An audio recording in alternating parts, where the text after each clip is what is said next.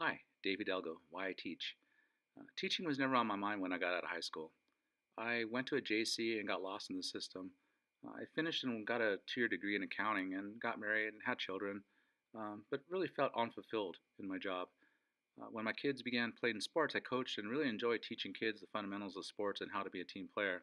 I met a teacher who complimented me on how well I related to kids and asked if I ever considered teaching, and really the thought never crossed my mind. He did tell me to finish my degree, and so I did. I quit my job and went to full time to school, and while my wife worked, we struggled a lot. I finished, and I still couldn't find a job, so my teacher friend told me to substitute teach. What a suggestion! I mean, that experience changed my life. To work with kids and to see the hope on their eyes was transcending.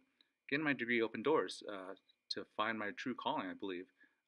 Now I teach my kids through my example that no matter how old you are, if you have a good goal in mind, you can achieve it. And so I teach and spread the word to motivate, inspire, and really teach the importance to be ethical and moral as a person progresses through life. Life can lead you in many directions, and I believe by fate, I landed up being a teacher. Every day when I see the smiles on the students, the excitement they get when they succeed is amazing. Um, and I'm so glad I went into education. My kids are grown now, but my students are my kids as well now.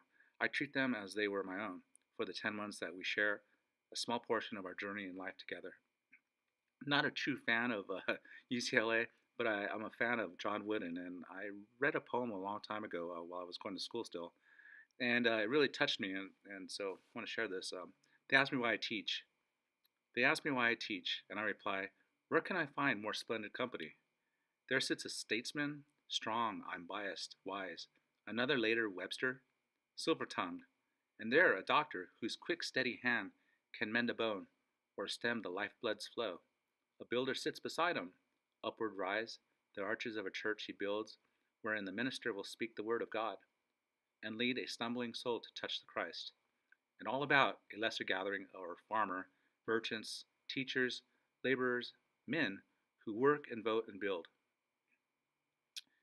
And I plan and pray into a great tomorrow, and I say, I may not see the church, or hear the word, or eat the food their hands will grow, and yet I may, and later I may say, I knew that lad, and he was strong, or weak, or kind, or proud, or bold, or happy. I knew him once, but then he was a boy. They ask me why I teach, and I reply, where could I find more splendid company? So when I'm asked, hey Dave, why do you teach? I came up with my own little response to that in a nutshell. And I teach to love, serve, care, and always fight on.